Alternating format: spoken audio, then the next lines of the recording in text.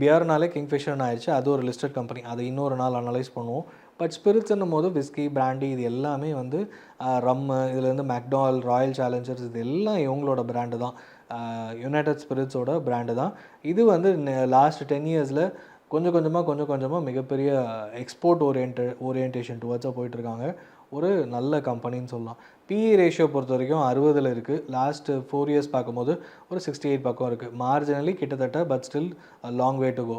EPS கன்சிஸ்டண்ட்டாக increase ஆகிருக்கு. 2015-16லேயே ஒரு 1 lakh crore டச் பண்ண கம்பெனி ஸ்டில் ஸ்ட்ரகிளிங் அப்படின்னா நடுவில் நடந்த ஒரு renovation and as well as அந்த வேலையினால் நிறைய மாறிடுச்சு. ஸோ போக போக இது இன்னும் இந்த கம்பெனி லிஸ்ட் ஆனதுலேருந்து லாஸ்ட் 1.5 வருஷம் ஆயிருக்கும். இங்கேருந்து இன்னும் நல்ல மேல் நோக்கி நகர மேலே போகிறதுக்கு போகலான்றது எல்லாரோட எதிர்பார்ப்பும் இருக்குது. ஸோ ஒரு மைக்ரோ கேப் இல்லை ஸ்மால் கேப்பாக இருந்து இந்த அளவுக்கு ரேபிட் க்ரோத் கொடுத்துருக்கு அப்படின்னா இது strict competition existing players Britannia மாதிரியான கம்பெனிஸ் கிட்டேருந்து வரலாம். But valuation wise still entry ஆகிறதுக்கு ஒரு நல்ல லெவலில் தான் இருக்குது. ஸோ நீங்களும் இந்த கம்பெனியை ஃபர்தர் அனலைஸ் பண்ணிவிட்டு இன்வெஸ்ட்மெண்ட் பண்ணலாமான்னு கன்சிடர் பண்ணி பாருங்கள்.